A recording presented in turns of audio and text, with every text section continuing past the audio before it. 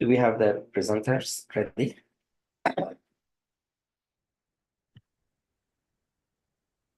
Hello, doctor. I'm ready, but I'm trying to log in from my computer. I'm logging in from my phone. No just problem. a second. Okay, take your time.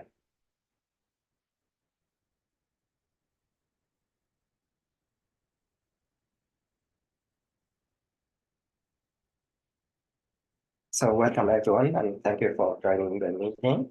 So today I'm going to share the agenda. We're going to discuss some different topics.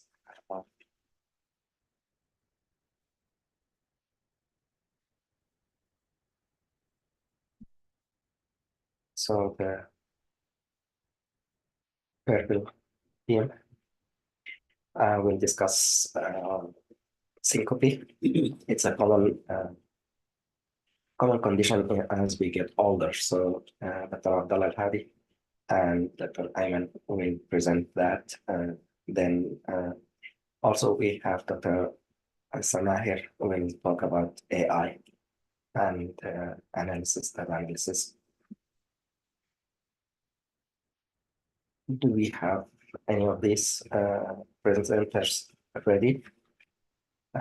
Later on, we'll have Dr. Lubaba and Dr. Selma will share their experience as well after they graduate from this program. And then we'll talk about infographic using Canva. And this is a tool that we can use for presentation or for getting your data across.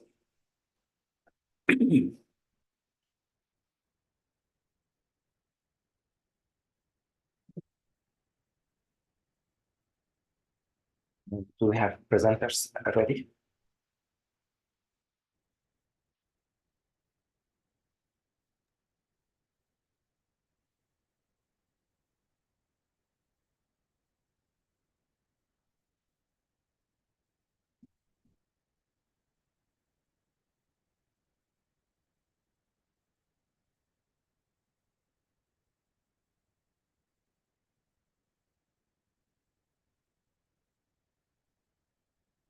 So while we are waiting for the other group to join, I'm going to share with you the last topic about Canva. So if you use the app I just showed you, you can go inside and then the link will be shared with you guys. So it's just this link here. You can share it also in the chat.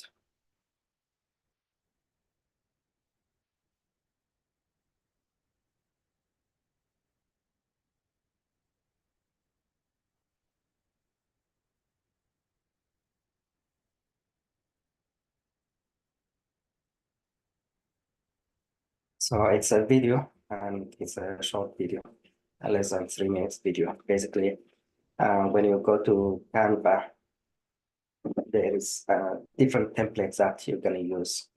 So one of them you can figure out timeline, infographic, and you will have some templates. You can choose whatever you like, and then you can modify that. So you can name the file whatever you want to. And then each section, you can edit that section. So the title can be changed, the topics or the sections, each title or subtitle, each paragraph or subparagraph can be changed. And then after you're done with editing, you can also replace the images. So for example, you can change whatever images you need to put in. It's called elements, and you can search them. So you can remove this, delete the images that are there, and you can search for certain topics according to what section you are talking about. and you will have a lot of resources there. You can just pick and copy paste or drop, and then adjust the width, and you can do this for all the graphs there, all of the images as you wish.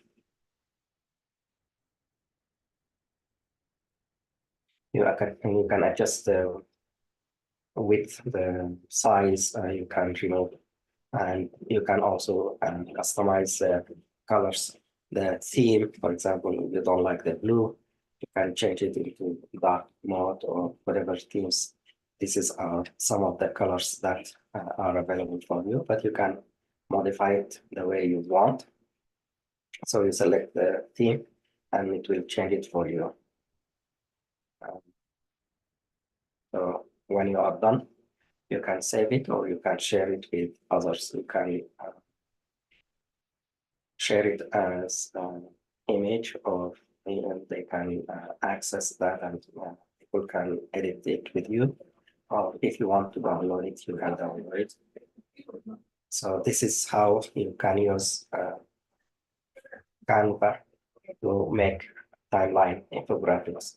So this is usually used when you have timeline steps, like if you want to talk about this program. So we will say this program started in 2019, 2020. So I'm going to talk about the starting point, and then we're going to jump to 2020 when COVID hit, and the first batch, what they did, and how many articles or abstracts, how many conferences we went to. And then the second year, we accepted the second batch, and they worked on different topics. And then 2023, for example, we did this, and now in 2024, we are doing something like that. So you can put it in a timeline by date, or you can select subtopics. So you want to talk about certain things, you can put it in the infographic, either horizontal or vertical. So you can play around and you can use it for your presentations in the future. Hopefully this will help you guys. Thank you. Any questions?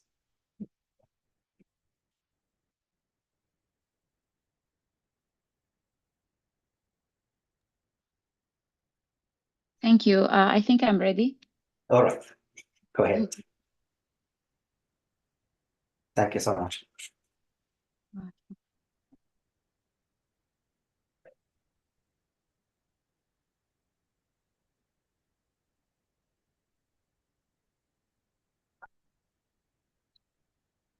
Don't need to share the slides, or you can share yours. Dr. Samahir.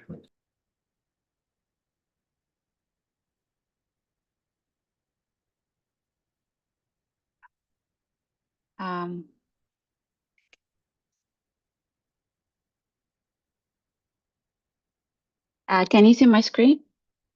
No.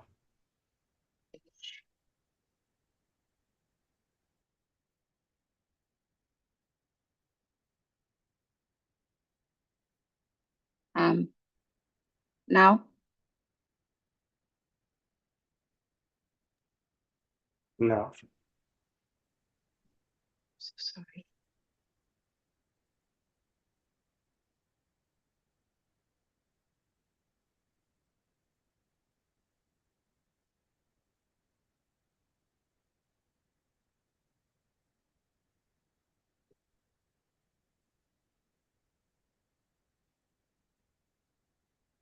Do you mind if I open it here and then you tell me? Oh, okay, you can do it. Okay. Yes, go ahead. Yeah, thank you. Okay. Okay. My name is Samahir Mutwali. I'm going to talk today about how is AI used in data analysis, and I have examples and applied uses.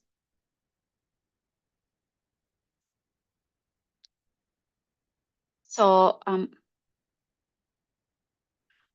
AI data analysis is the use of AI techniques and data science to enhance the processes of cleaning, inspecting, and modeling structured and unstructured data.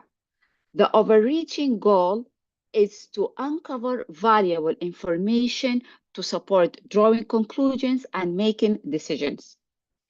So also AI helps by automating a lot of processes instead of having a human go through everything. Like businesses can train computer programs to handle the heavy lifting. Since AI is the stimulation of human intelligence, now it can be used to spot trends and learn from the data trained on to provide accurate output.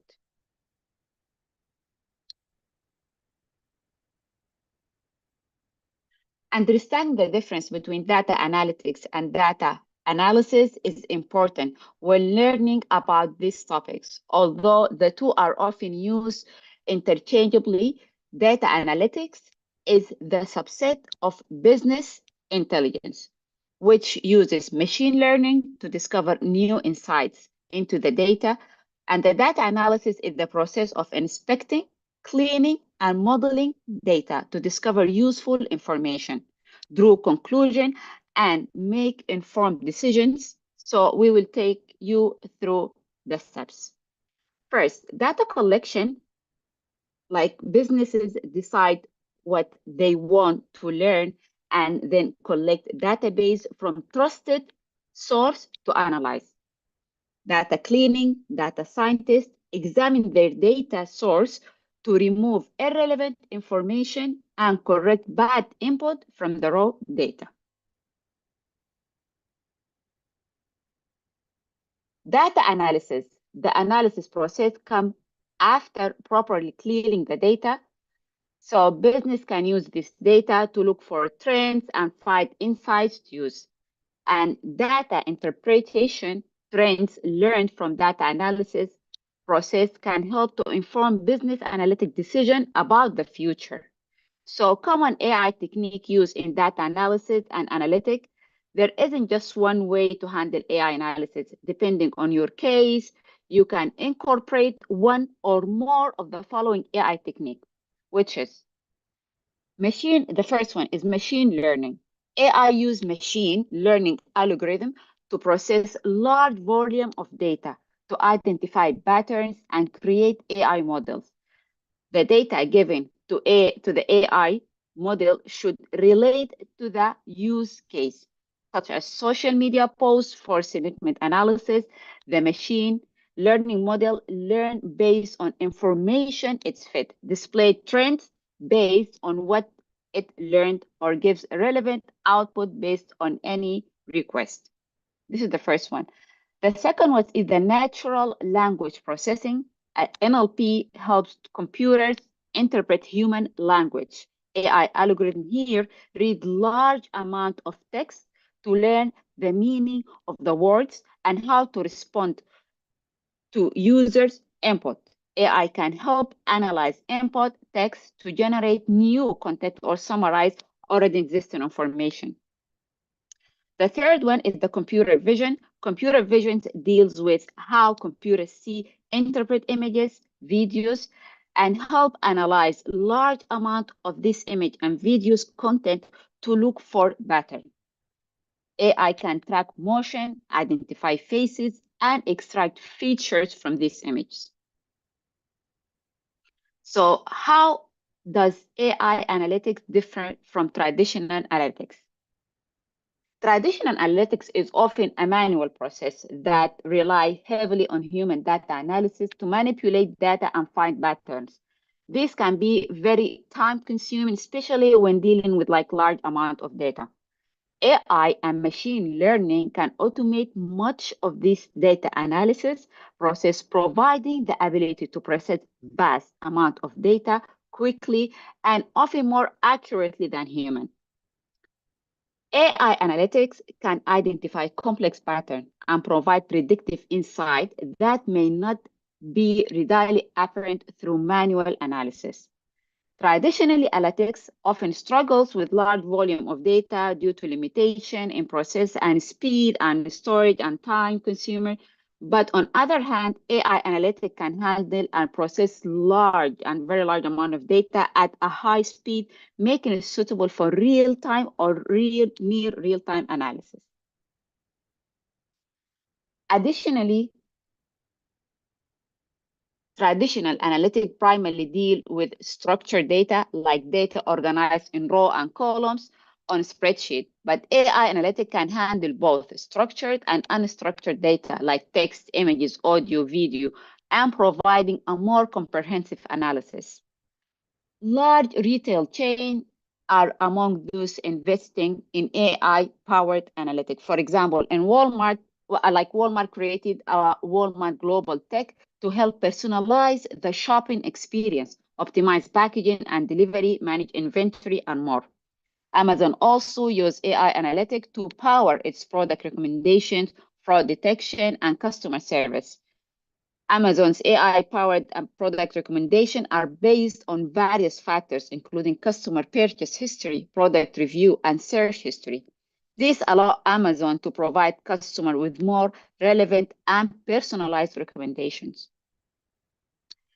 Here I have some examples of AI data analysis. I mean, now you can understand what data analysis is and why it's useful. So let's look at how companies use AI to power up their analytics. We have sentiment analysis. Sentiment analysis is the process of looking at information about a subject online and evaluating its consumer feedback. So AI helps here by learning how to differentiate between positive and negative and neutral sentiment and letting companies know how their brand and products are faring. One company using AI for sentiment analysis is Netflix, which applies AI to identify pain points and make improvements for better viewing experience. The other one is predictive analysis and forecasting.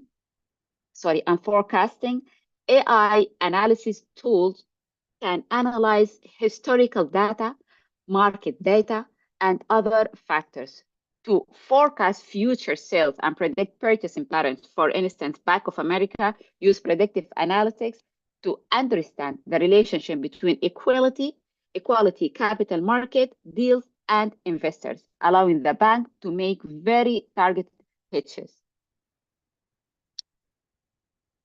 Anomaly detection and fraud prevention, businesses must analyze a lot of data to look for fraud. But with growing level of scams and schemes happening in the digital world, there is so much, information for humans to process manually. That's where the AI can help. For example, Spotify use AI to detect fraudulent streaming activity. Their AI system can analyze various factors like user listening habits and IP addresses to identify and block actions like bot-generated players. Image and video analysis, AI is useful for analyzing image and videos and letting the users know what's happening with their image. It can find people, look for patterns, even identify disease in patient scans. Again, for example, like Walmart use AI for image and video analysis to improve the inventory management and loss prevention. Walmart's AI system can identify products on shelf, track inventory levels, and detect also theft. Uses of AI analytics. AI analytics isn't just available for select few industries. It's useful for healthcare, finance, e-commerce, manufacturing, marketing, and other. Below, we cover some way AI analytics is changing this field. Healthcare and medical research AI can analyze large database of healthcare information to help researchers to find the new drugs, treat patient disease, and analyze medical image to diagnose disease. Specifically, AI tool can analyze medical image such as X-ray, MRI scan, or CT scan, and help identify anomalies that might indicate a developing disease. AI can also process image more quickly and accurately than human, helping doctors make faster, more accurate diagnosis. Clearly, is one company offering this ability by helping doctors to diagnose potential heart problems. Drug discovery also seeing a number of advancements with many of the top drug companies investing in AI. For example, AI can analyze data related to disease, mechanism, drug interaction, and patient characteristics to identify potential new drug candidate or to repurpose existing drugs. Financial service and banking. In financial and banking services process a lot of data to run their operations, making them good candidate for AI analytics. Tasks like fraud detection, credit assessment, trading, and investing can use AI analysis to produce a better output for business and automate businesses' workflow. Bank must look at a lot of information to assess someone's credit worthlessness. They might look at someone's entire credit, financial history to do this, which causes underwriting process to take a lot of time.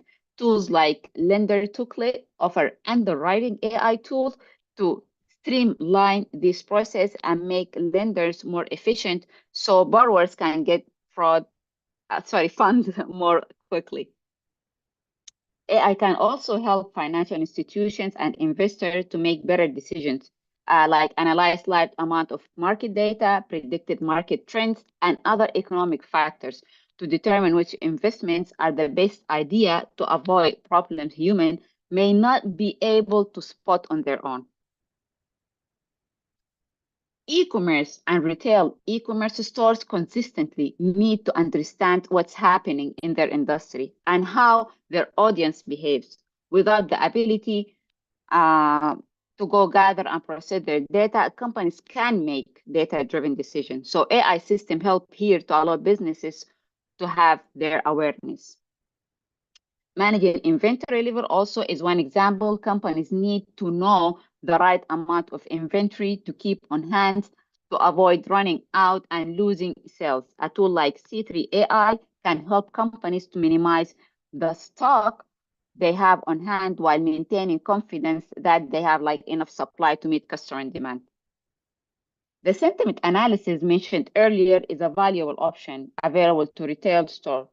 Through the use of AI, store can gauge customer sentiment about their company and product, as well as find negative feedback that need to be addressed.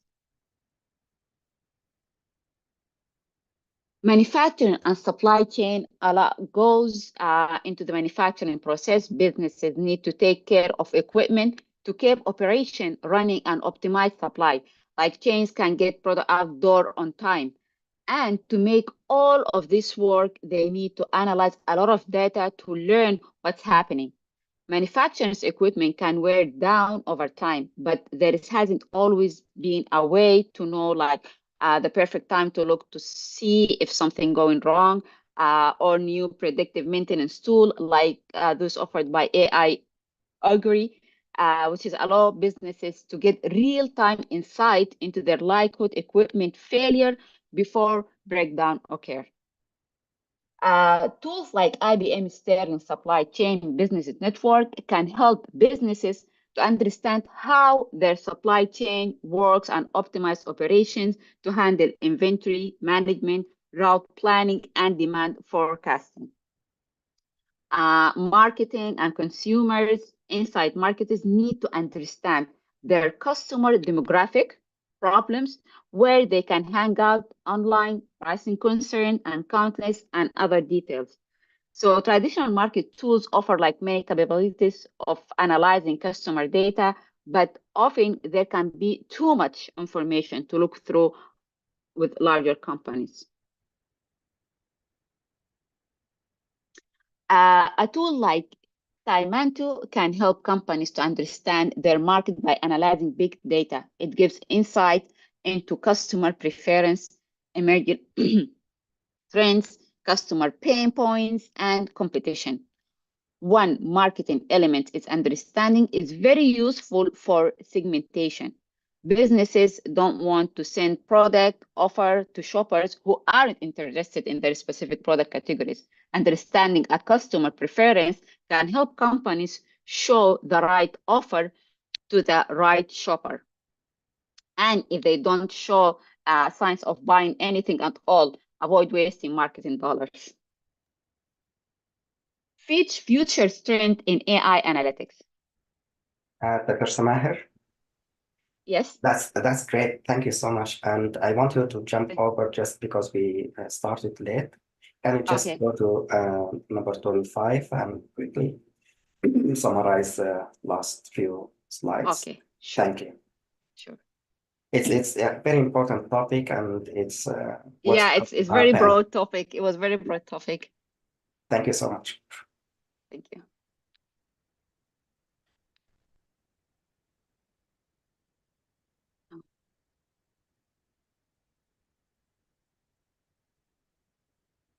Okay. I think this is the most important slide here.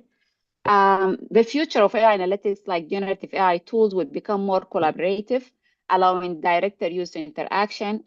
Smaller generative modules will run on a desktop devices, empowering businesses with AI capabilities. AI data analysis will continue to improve, offering a deeper insight and driving better businesses decision.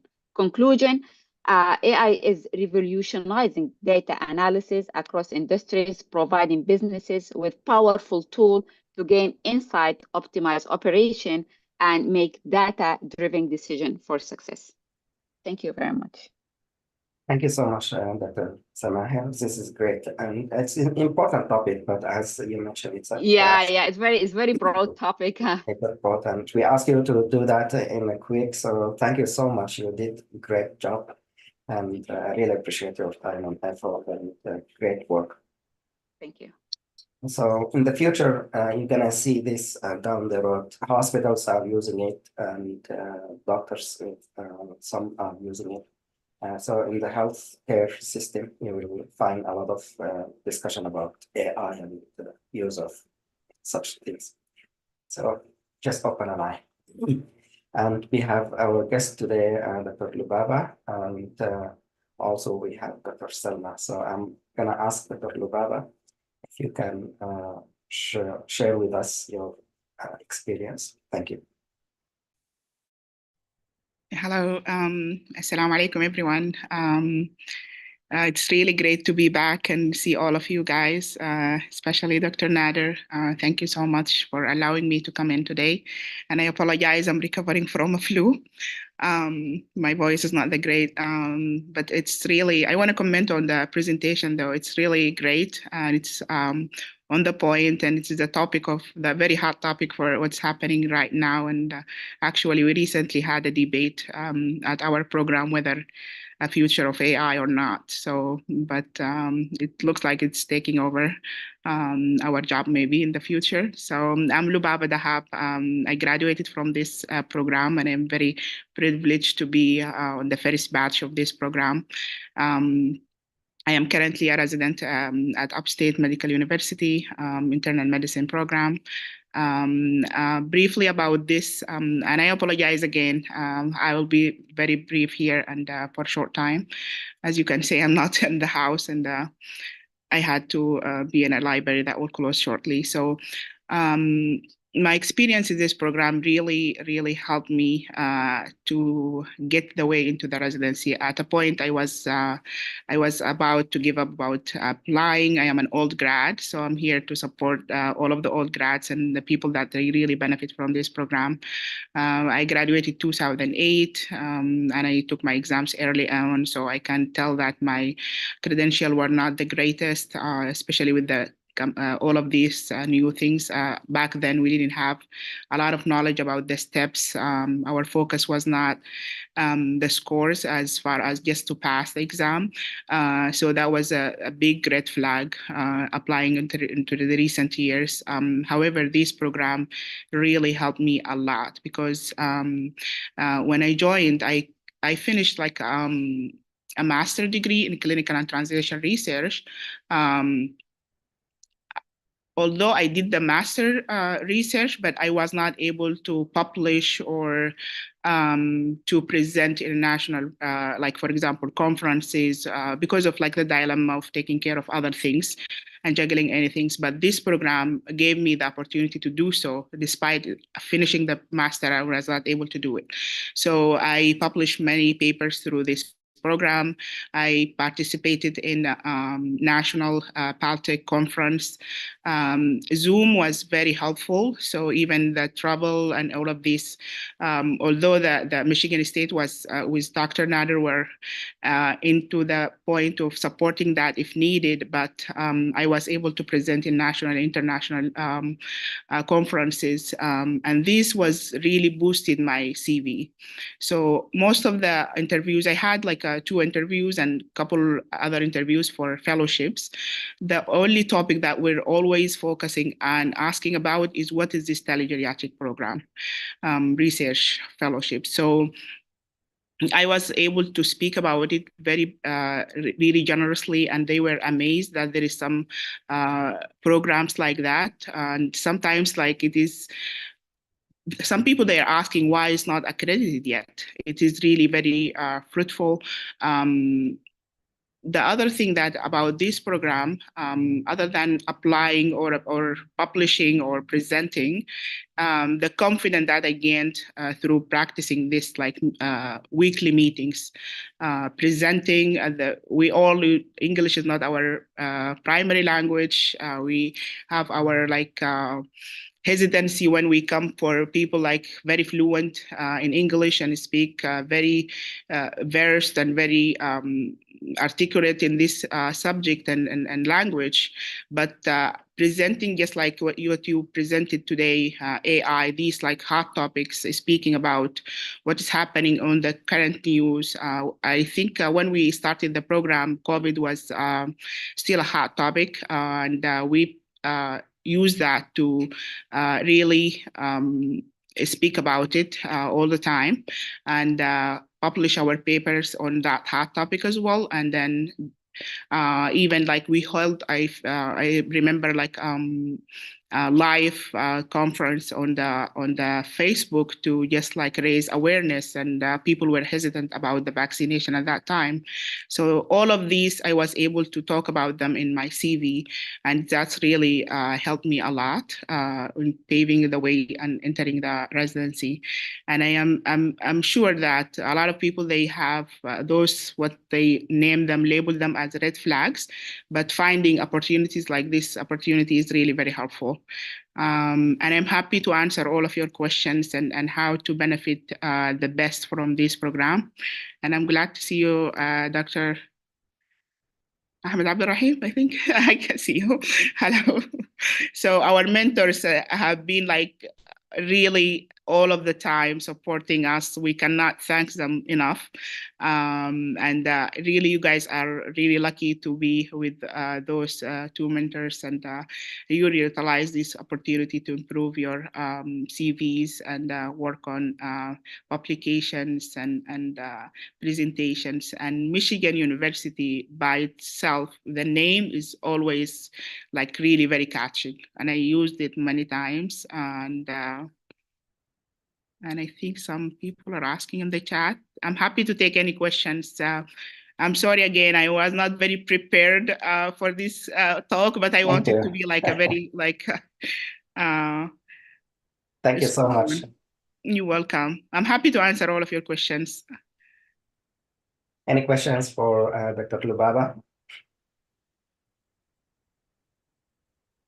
And we have Dr. Ahmed with us. Hello, everybody.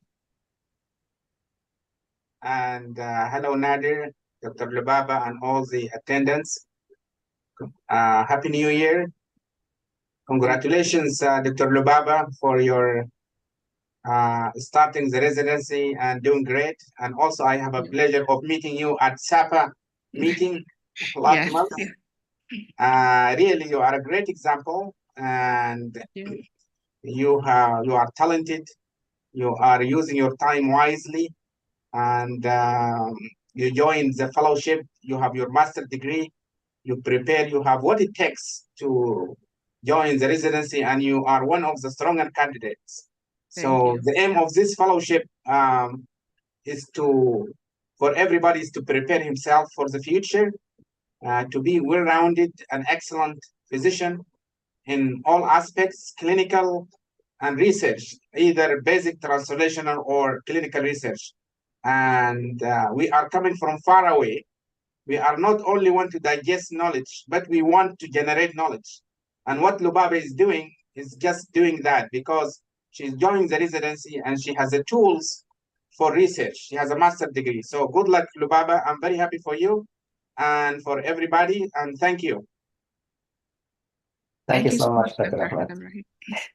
And I want to add just that Dr. Lubaba also has, I think, 2 daughters, and she has a I have 3 sisters. Not daughters. So she has a full house, and despite all of this, she worked hard. And as she mentioned, she worked on different projects and completed all of them. And hopefully this will encourage others to participate as well. Thank you. Along, if you have questions. I just want to inject myself in. I like the 3 sisters, Lubaba.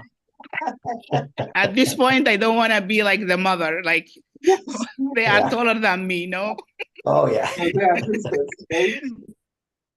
And also we have Dr. Selma, if she can share that. So Dr. Lubaba, can you share your email in the chat? So if anyone has question today or later on, maybe they can reach out to Dr. Lubaba for any helpful tips or advice. Thank you so much for your time and sharing your experience. Good to see you again. Thank you so much. I'm really happy to see all of you guys. Thank you. I will stick along until they kick me out of the library. Sure. Okay. And we have Dr. Selma, Dr. Selma, if you are ready. Assalamu alaikum, everyone. Hi, can you hear me fine? Yes. Perfect. Happy New Year's, everyone. I hope you're all doing fine. It's good to see you again, Dr. Nader and Dr. Lubaba. So my experience has been that I am the second batch in this program. And, you know, like Dr. Lubaba mentioned, most of us who have moved here recently as IMGs, it's usually very tricky, and it's not as easy as the rest of the AMGs to, you know, get clerkships or preceptorships or any clinical experience. And with COVID at the time, it was even more difficult. So the fellowship has been amazing in the sense that it you know, familiarizes you with how the U.S. system works in terms of research, the most up-to-date sort of technologies used, even with what the EMR, you know, we've had sessions on that. So you end up with a background idea of what's going on. And then there's more focus on the research aspect. You know, you're working with, you know, other fellows from different parts of the world in different states. You are working on different applications, medical applications. You are, we had a fellow who was working on an app that measures INR and keeps track of it. So there was a lot of publications with very well-known journals, conferences like JAMDA, AGS, American Geriatric Society. So it's a very, very rich experience. You know, the didactic sessions, the weekly didactic sessions.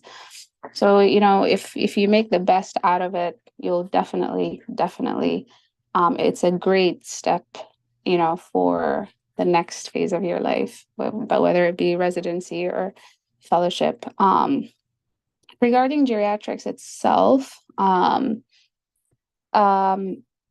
I attended actually a conference in Pasadena in California, and the topic was elder abuse at the time. And during COVID, and then we had another paper on JAMDA regarding post-COVID and nursing home and pain management. So these two things, when I was applying for fellowships, specifically geriatrics, was a huge topic of discussion with, you know, the program directors and associate program directors. So it was something that was of huge interest, definitely boosted my resume, made it so much easier for me to get into the program that I'm currently in. I'm out here in New York. The program's called Montefiore.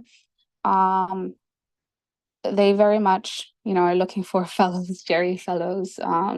They accept about 6 Jerry fellows every year. It's a 1-year program. It's ACGME accredited, very structured, and it opens doors to, the next phase of your life, as I mentioned earlier. The one thing, because there's such a shortage of, geriatricians in the country, there's now talk of passing or like allowing folks who have done their residency overseas and who have done a geriatric fellowship in the US to be allowed to sit for the exam, for the boards. And that way, you become, geri eligible, board eligible. So that's a very promising step. And I think it's a great step for you to sort of get familiarized, further with the US system if you want to go into residency after this. It's a great experience if you want to go into a different fellowship. That's another great experience if you want to, move to a different country as well. It's also a great experience. So this has been my experience so far. I'm enjoying it very much. If any of you have any questions, feel free to reach out. And I wish you all the best with the season. Matching is getting more and more difficult. Requirements for scores are getting higher and higher. Even then, it's very, very competitive. During my time, I'm not a young graduate, like a 240 was super high. Right now, I think that's like not the same. So I wish all of you the bestest of luck. And, feel free to reach out via email or via the app, and I'm happy to answer any questions and be of assistance. And thank you, everyone. Thank you, Dr. Nader. Thank you, Dr. Selma, for sharing your experience. And thank you both. If you have any questions, you can reach Dr. Lubaba and Dr. Selma, and they can share the email in the chat, or you can use the app to reach out for them with any questions. I'm sure they have good tips and maybe some advice for you if you need. Thank you so much for sharing your experience. And good luck. Wishing you all the best. Thank you, Dr. Nader. Thank you. I just want to say congratulations, Selma, and really good to hear you. Yeah. So, and I want to add to that from our batch, 3 of my colleagues, actually, they did the fellowship in geriatrics and they ended up joining internal medicine. So as Dr. Selma mentioned, a lot of opening geriatric positions, and the future is to hire more geriatricians.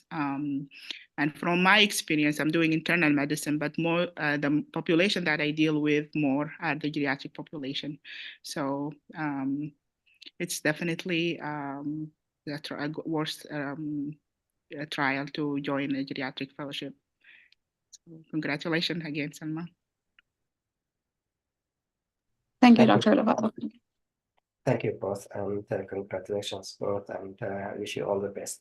So keep the good work, and thank you for sharing your experience, and good to see you both.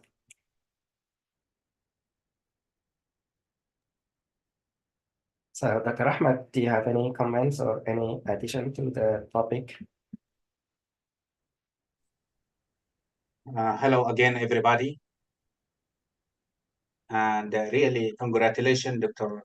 Salma, for your fellowship in geriatrics. And you are also a great example of the successful fellows who join the fellowship. And this is really not the end of it, but the start of it. Like doing a fellowship or residency is just step forward. There is a lot to be done in this country. I have nothing else to add. Congratulations, Salma.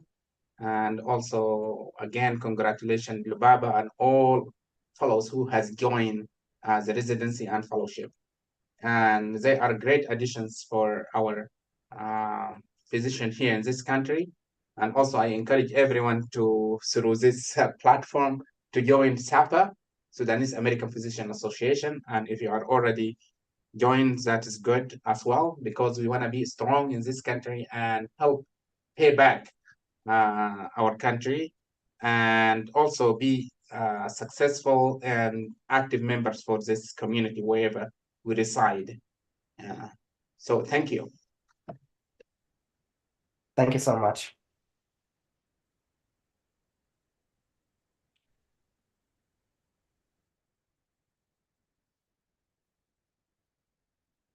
So the next topic, do we have the speaker for Syncope?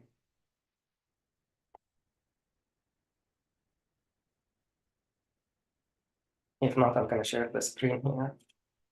So the team, some of them, the members were applying and were not available to participate. So we understand some of you might be busy. So the topic today is syncope. So it's a very important topic because a lot of older patients may come to you in the clinic or at the hospital. You can see patients with syncope. So the topic or objective of this talk will be describing some of the factors that may lead to syncope, the elements of evaluation, how to do that in older adults, and what are the treatment options. So these are topics that are covered. So basically, thank you so much, Dr. Selma. Thank you so much, Dr. Lubaba, and have a wonderful day and enjoy your rest of the day. And thanks. So syncope, usually it's a symptom that composed of sudden or transit loss of consciousness resulting from temporary interruption of the global cerebral perfusion, basically the blood supply or the blood circulation in the brain seems to be dysfunctional for a period. That could be a short period of time. And there are some reasons. The common one for evaluation in both outpatient and emergency department is symptoms of syncope. So what could cause syncope? So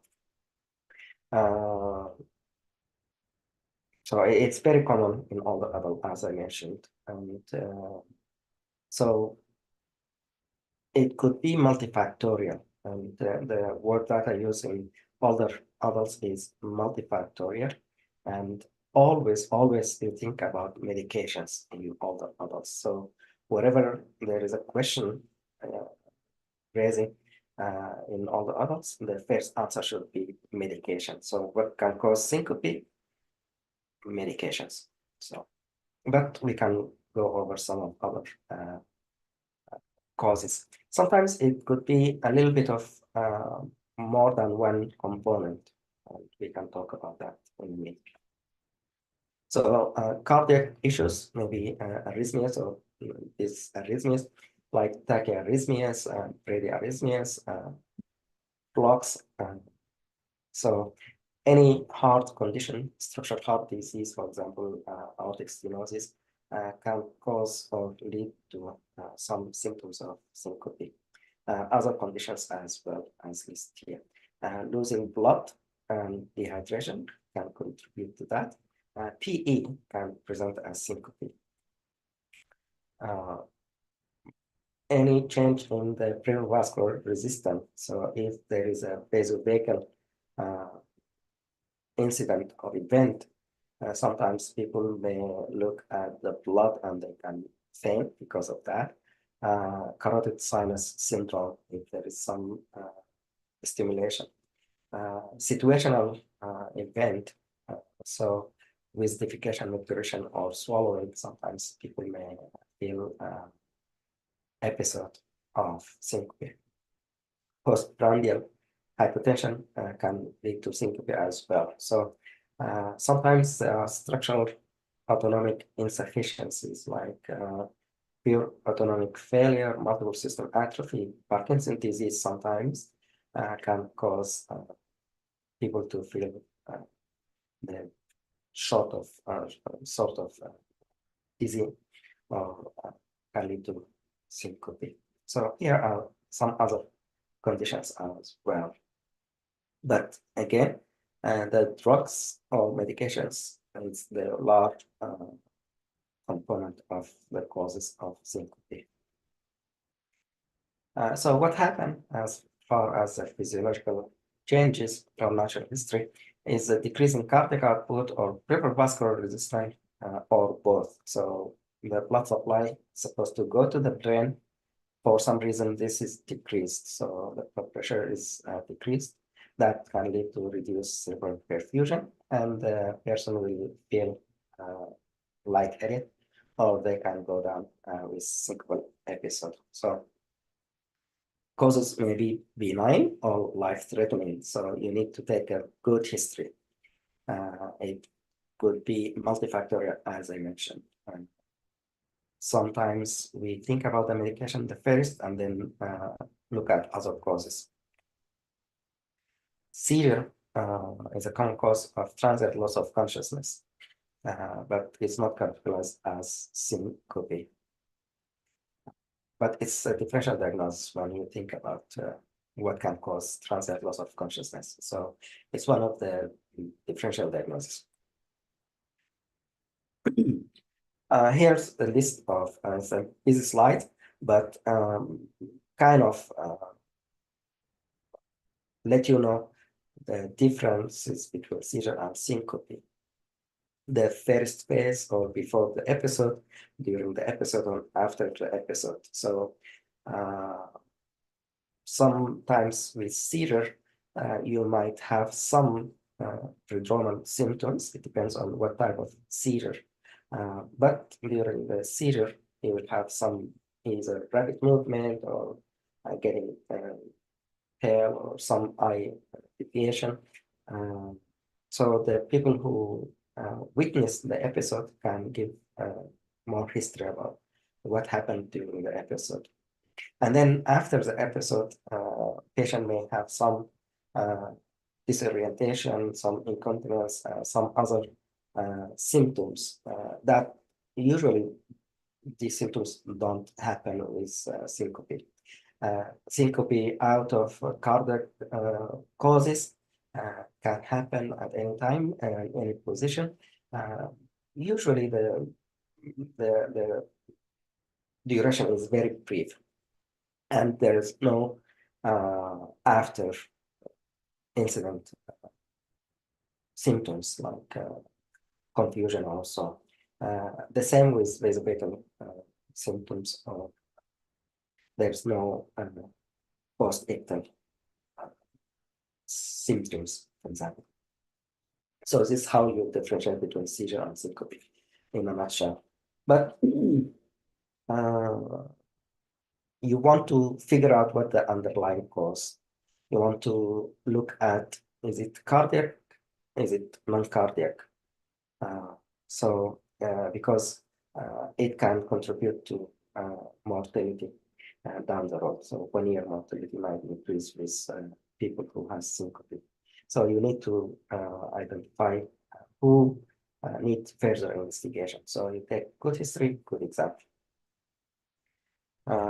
Vasovagal syncope history can lead you to figure out the cause. Sometimes we may not find a cause. So in 10% or 20%, we do all the investigation and we can't find a cause. That's okay, but at least you rule out important causes. So you want to look at what, like you can do carotid studies, you can do renal stimulation, renal testing. Abdelrahman, maybe you can comment on this later. arteriolar autoregulation. So the mechanism might be component of one thing or more than one component. In older patients, you think about multiple components. So the patient may have a little bit of dehydration and a little bit of mild infection. And on top of that, if they are taking medications that can cause them to get drowsy, all three, each one by itself might not contribute a lot. But when you add all of them together, the patient may have some episode of syncope. So you need to get to the history and understand the concept about what could the mechanism could happen. It can be straightforward or it can be complicated. So you want to take a good history.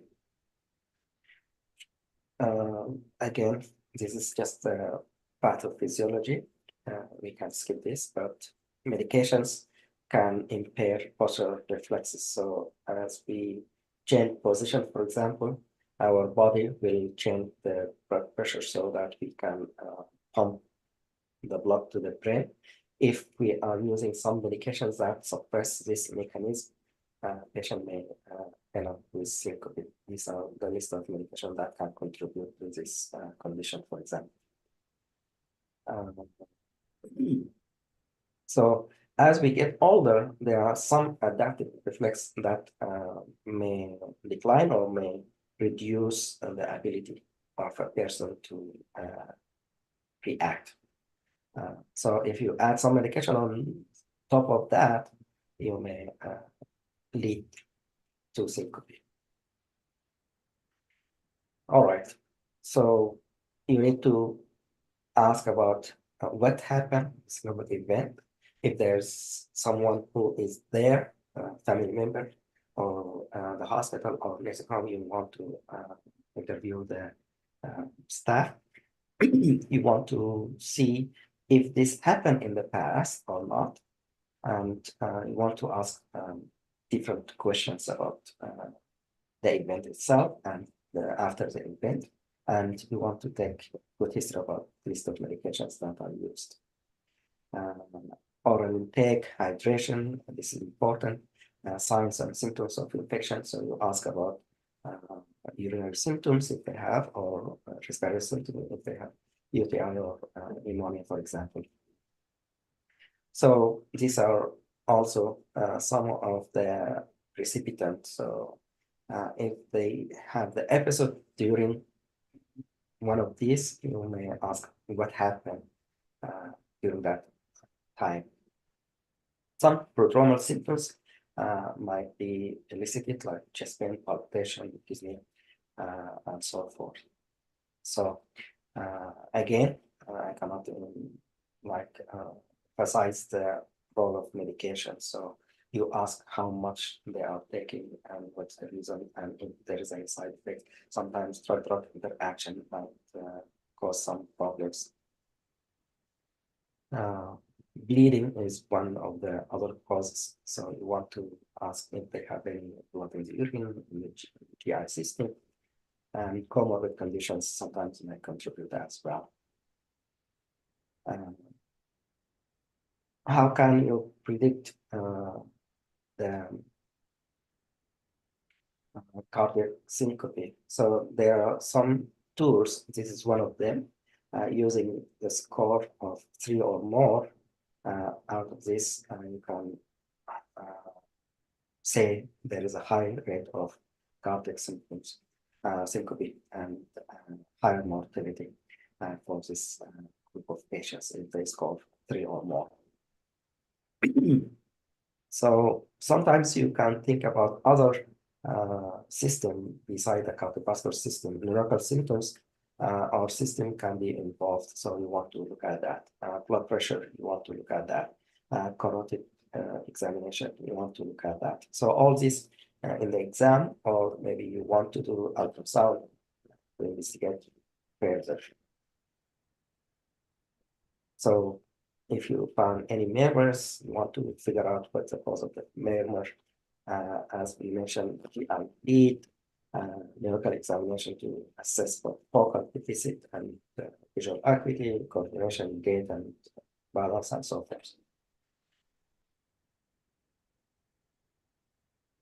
So you can use some diagnostic testing for syncope. It depends on the history and what you think. So we can go over this diagnostic testing.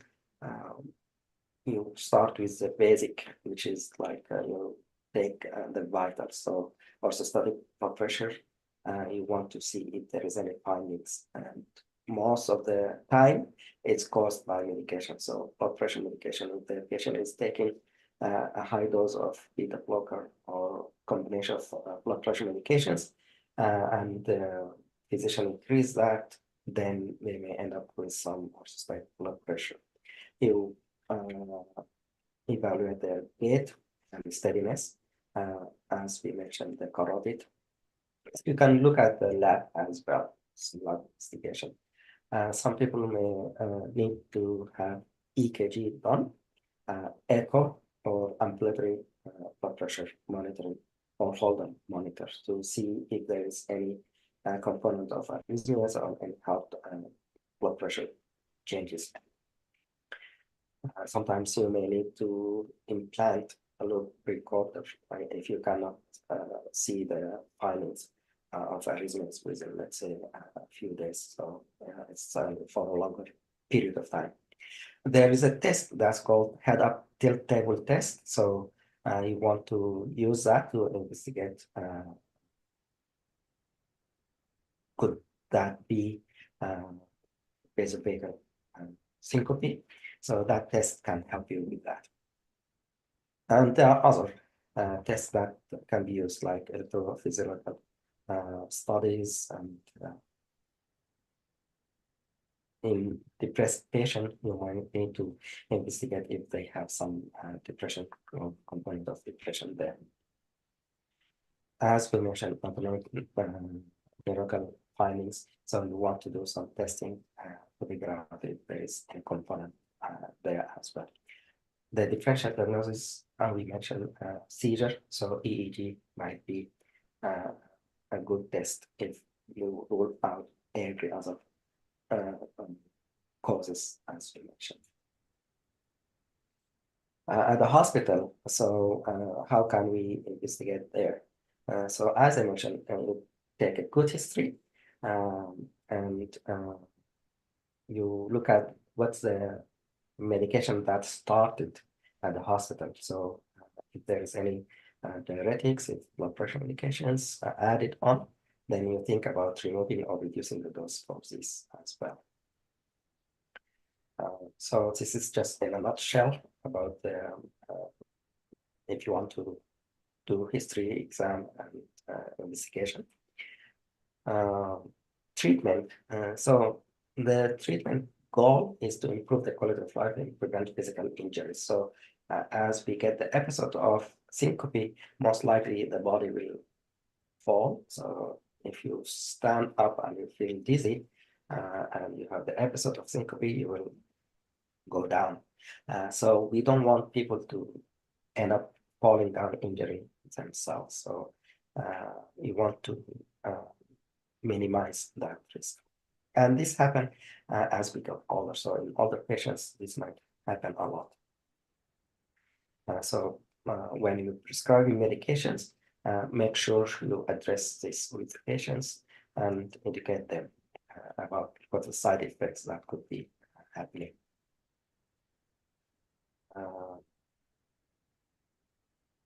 I think we can just skip here, and maybe we can talk about just the medical management. Midodrine is one of the alpha agonists that can be used to help reduce syncope or recurrence of syncope. Dr. Ahmed, you want to, there are a lot of other medications that can be used in the slides. So these are 4 out of 6 slides. You can go over this later, but I'll let Dr. Ahmed share his experience. He's a nephrologist from my clinic. So how frequent do you see patients with syncope in practice or hospital? Thank you, Nader, for your comprehensive review of syncope. You hear me? Yes, thank you. And really, it is a very important topic and a frequent encounter for practicing clinician. And yes, there is one thing I would like to draw the attention of our fellows here is something called PATS, or postural or systolic tachycardia syndrome. And it is a kind of symptomatic and sustained heart rate increase for more than 30 or more beats per minute after 10 minutes of tilting, as mentioned by Nader. Table tilt test is very important. So when you do this test, you will see an increase of heart rate more than 30 or more. And this is in patient with PATS. And why we mention this topic? Because nowadays you have COVID-19. And one of the complications of COVID-19, it could precipitate a syndrome which is similar to PATS. And when talking about PATS, is simply patients came with lightheadedness, dizziness, and syncopal episodes. And this happens, as the name indicates, postural or systolic tachycardia syndrome with changing of posture, like laying, sitting, or sitting and stand. Then you feel the symptoms. And it is a spectrum from mild to severe. So when your patient came, we know syncope is more common on patients more than 65, but this patient, they could be 20 or less. So for patients who are 20 years or less, the cutoff point for heart rate increase with posture is more than 40. But when they are 20 and more, then we 30 and more. And the significance or dealing with syncope is really costing, because you have to do a lot of testing to establish your diagnosis sometimes. For PATS, you are going to do an EKG, 24-hour heart rate monitor. You're going to do two-dimensional echocardiogram, stress test, and cardiopulmonary VO2 stress testing. All these tests, you are going to do that. And not only that, before that, you do a blood test. You do catecholamines level. You do fractionated catecholamines level, supine and standing, and you see some increase in the level with standing. And when you find catecholamines are high, this indicates hyperadrenergic PATS. And hyperadrenergic PATS, when you deal with the treatment, in addition to conservative management like lifestyle changes, know your limitation, adequate hydration, you can use beta blocker. And as Nader indicates, you can use midodrine, which increase, and that for patients who are having low blood pressure. If during the table tilt testing, the patient is hypertensive, you think of other causes like dehydration or something that will affect the blood pressure.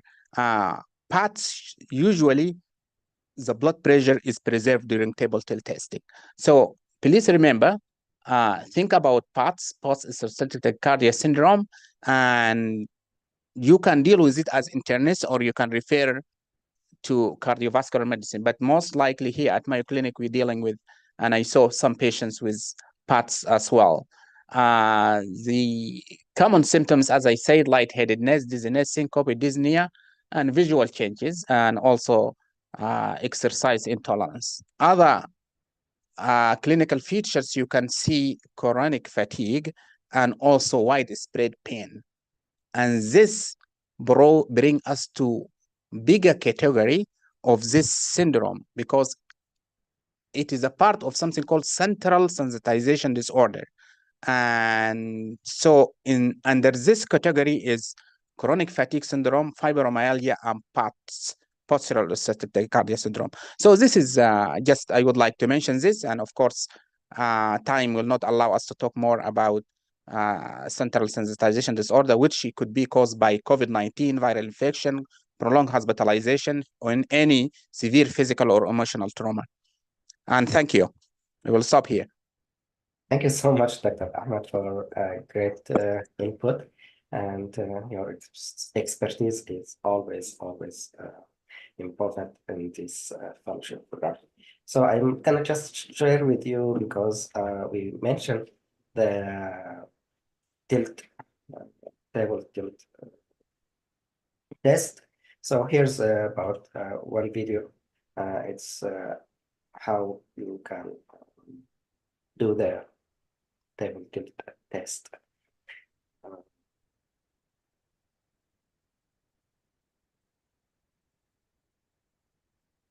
So these are some of the symptoms patient may suffer or may present with. This is a patient, so they tie the patient to the table and then they move the table. Hopefully this can move.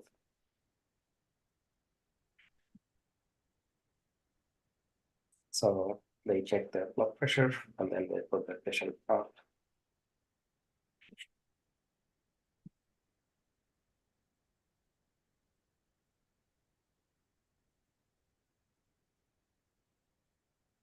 They will make sure that you are not going to fall from the table, right? Correct.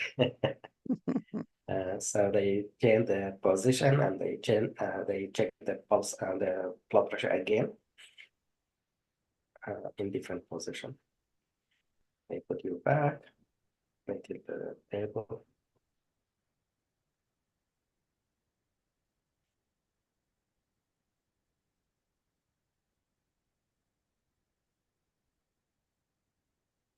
All right. Thank you so much.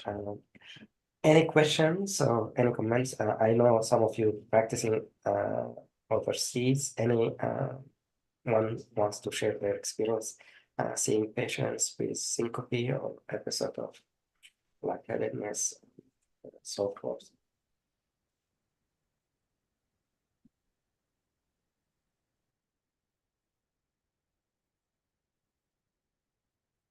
Dr. Samia, go ahead.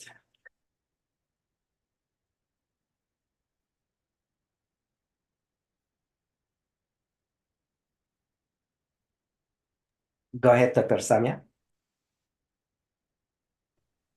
Hello, Dr. Nadir, can you hear me? Hello? Yes, go ahead. Okay, thank you so much, Dr. Nadir, for giving me this chance. Thank you for presenting today, and thank you, Dr. Ahmed, for your input. We really appreciate it. So one of my experience with a patient actually who presented with syncope is from history, he didn't have any much information. He was an elderly patient and presented with syncope. And we've done blood work. He was anemic, iron deficiency anemia. We right away went with suspicion for colorectal cancer, and that patient ended up having colonoscopy, and he was confirmed to have colon cancer. So it's just like anemia can cause that. So this was one of the experience that I have through my previous work experience. That's what I wanted to share. Thank you. Thank you so much for sharing. Dr. Muhammad Al-Taj, go ahead. Thank you for sharing. Go ahead, Dr. Muhammad. Assalamu alaikum, everybody. Hello, Dr. Nadir and Dr. Ahmed. Thank you so much for this amazing illustration for this important topic. Actually, my question is outside the lecture. I have just joined the program recently, and I have not yet connected with my team leader. No worries. I'm gonna send you an email with information about the team and the team leader. Okay, thank you very much, Dr. Nadir. No problem. Thank you. Thank you, Dr. Muhammad, and welcome on board. Thank you, Dr. Ahmed. I'm very glad I'm joining the team. Very excited. Absolutely. Thank you so much. You're welcome.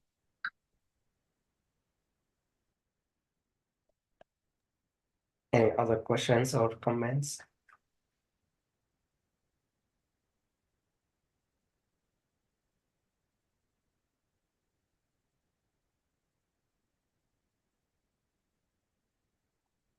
So we can go to the next topic or updates, any project updates? I know last week we talked about one project and the team started regarding the IRB approval. So we're gonna work on that, getting the IRB approval. So any other updates? So I'm gonna reach out to you as well.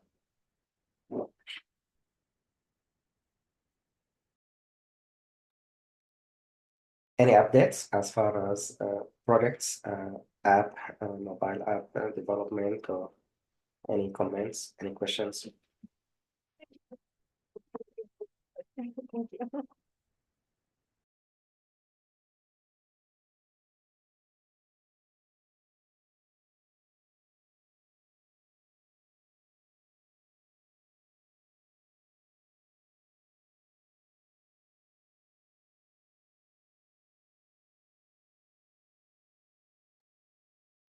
So on Tuesday at Sparrow, they have the grand round. It's gonna be on Tuesday around 12 noon Eastern time, and in the app we're gonna add the link. So if you have the time to join, it's gonna be internal medicine grand round. And hopefully on Fridays in the morning, there will be also some grand round in neurology. Usually starts at 7:30 in the morning, and they have some cases after the grand round. So if you are interested in neurology, also we will give you the links. So just use the app so that you can have access to the link to these two grand rounds. Dr. Fatma, go ahead. Assalamu alaikum, Dr. Nader and the team. Thank you for everything you are. I used to be joining these rounds and they are great, but I have some questions. So, like, can they give us like any paper or anything that like we can use, like letter of recommendation or anything that will help us in the future, like CV or something like that, or only it's like for our informations? Unfortunately, I don't think so. I think it's just for the community here in Lansing, mostly for residents in the program at the Sparrow Hospital. But I'm giving you the access so that you can learn about what's the topics that they discuss and keep you updated as far as the clinical aspect of medicine and neurology. So we want to share with you what the community here are discussing in the medical field, internal medicine or neurology. So unfortunately, I don't think they can give you any type of support like letters or other types. If you apply for the program like family medicine here on internal medicine and you join the program here, maybe you will benefit, and when you join them, you will have CME, and these are required for the state license and so forth. So, Okay. thank you. Thank you. Yeah, but it's so helpful. Yeah, like even informational wise, I used to be joining them before they stop it, I think, for a while. So it's so helpful. Thank you very much for everything you are doing for us. Appreciate You're it. welcome. Anytime. And the internal medicine is every 2 weeks. So starting, I think, this Tuesday, and then after 2 weeks, and so forth. Okay. Okay. Thank you. Thank you. Dr. Ahmed, do you have any comments? Really a very great session, and from all the speakers. Thank you, Nader, for your comprehensive review of Syncope, and really we are looking forward for more to come. Thank you. Thank you so much, and I really appreciate you. All right. So if no more comments, questions, or suggestions, we will end this meeting. So I'd like to thank you all, and Thank you for coming over, attending this program. Thank you, Dr. Ahmed. I really appreciate your. Thank you. And we'll see you next week. Thank you. Have a good day. Thank you. Bye-bye. Thank you. Thank you. Thank you, everyone. Have a great weekend. you. Bye. Thank you, Thank you, Dr. Dr. Nader. Thank you. Thank you. Have a great weekend. Thanks. Thank you. Thank you. Thank you, Dr. Nader, and thanks Thank you. to everyone. You're welcome. Thank you, Kalam. I'm sorry, Dr. Ahmed, go ahead. You have a question or comment? Hello, Dr. Nader. How are you? Very good. Thank you so much for the presentations today. It was very useful. Regarding the application, the developer provided us with all the designs we need. And then he asked for extra fees for adding the codes. And it actually was very expensive. My team... Can you hold the second? Just a second. Yeah, sure. Yeah.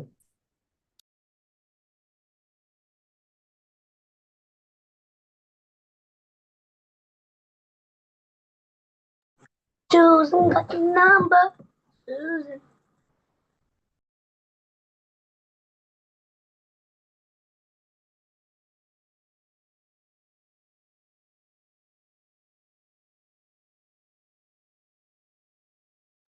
Hey, mommy. Papa. Masalama. Masalama, Baba. Masalama. Sorry, go ahead, Dr. Ahmed. Sorry. No, it's okay. The developer provided us with all the designs we need, and then he asked for extra charge for the codes. So we didn't agree on that, like on the beginning. We agreed on that the fees we are going to provide will include the codes themselves. Like he's going to provide us with the file that we can upload to the App Store. So the extra fees are actually very expensive, and my team did not agree on that, like to proceed with this. So the plan would be like taking these designs and developing the Android application. So like we are disappointed because of that, but eventually like we agreed on developing the Android application and do the best we can. And maybe on the future, we can develop the App Store version. Yeah, no worries. I don't want you to invest a lot of time or money in something that could be helpful, but could not. I mean, it's a 50-50 chance for you guys. So far, you did great, and we already published in the Google Play Store. So that, what I was thinking, adding to the App Store is an extra. I think it's doable if we can work on, if we had the codes. Otherwise, I think I can, in the future, work on getting the codes done.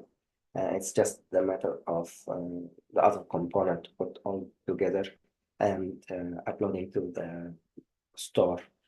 Most of the time, it's going to be just time consuming. This is the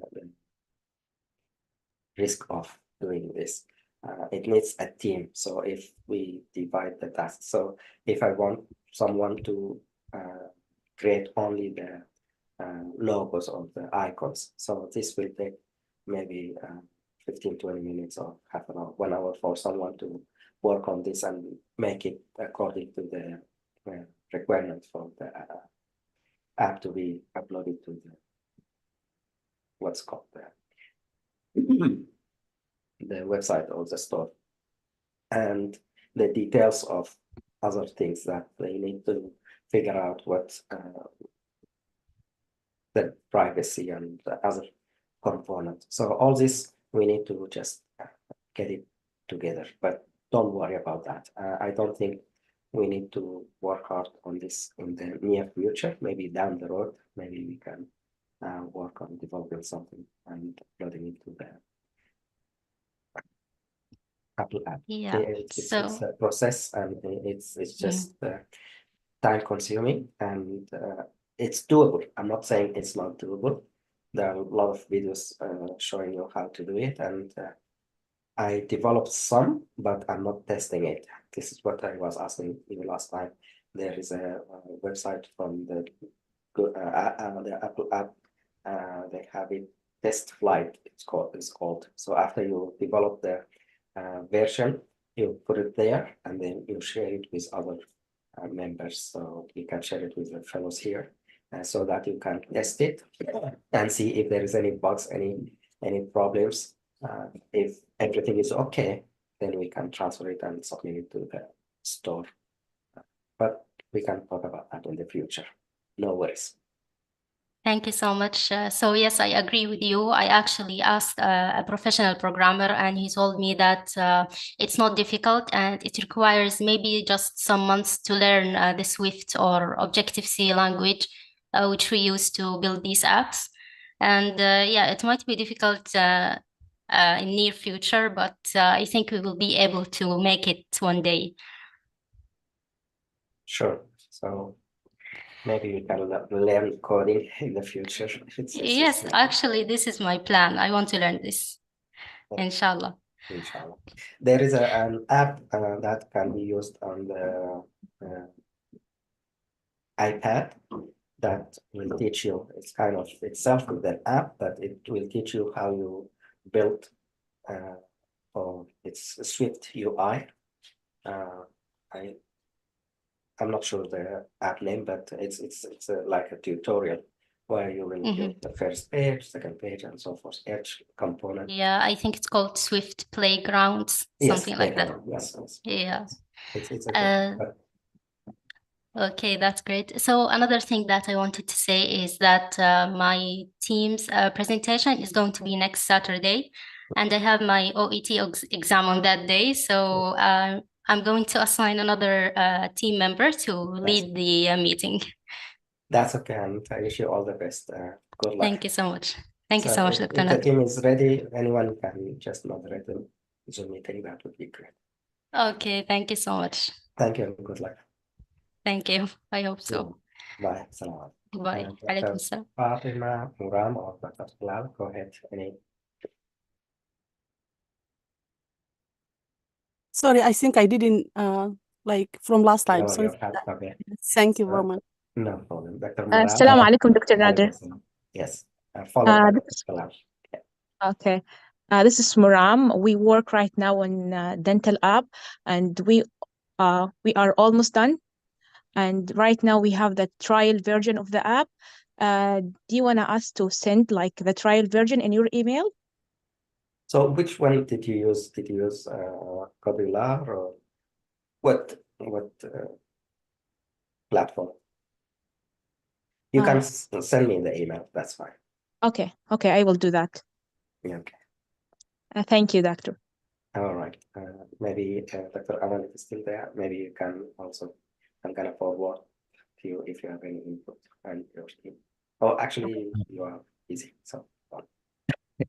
I just want to update you about my two projects. I submitted a request to the university, and they asked to turn it into a national research and submit another request for the Ministry of Health. So I did that, and I'm awaiting the approvals now. Which state you are talking? I'm in the Middle East, not the US. Not you in the US or in the US? Yeah. I'm not in the US. What country you are? Saudi. Saudi Arabia. Okay, Yeah. so so I'm not sure how long it will take, but that's a good thing if you want to go through the ministry or that's. I found someone, and he said he will help. If not, I have the abstract. It's ready with a smaller sample size, and I will send it to you through. What's the topic? Remind me. It's the degradation of the cartilage in the several regions in the country, the north and south, and the other one for the coronary ACS in younger population of laborers. Sounds good. I'm asking because I'm thinking of what maybe we can send it to some of the conferences here.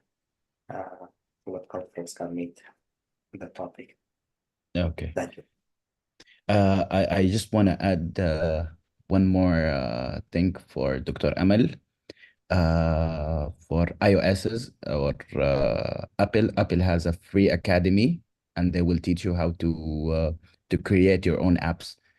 It's in their website, and they teach you the Swift, and it's free of charge. It's called Apple Academy so for much. Developers. Yeah, that's great. I would like to try it maybe in the near future when I have time. Yeah. Thank you so much for that. Okay. Good luck. Thank you with so your much. Thank you for sharing.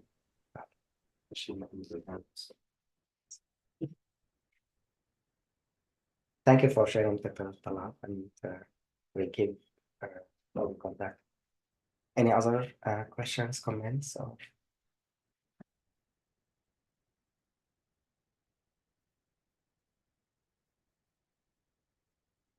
If not, then I wish you all the best. Dr. Amal, good luck with your test exam, and hopefully we'll hear good news. Thank you. Inshallah. Assalamu alaikum, everyone. See you next week. Amadillah. Wa alaikum assalam fi amanillah. Have a nice week. Assalamu alaikum.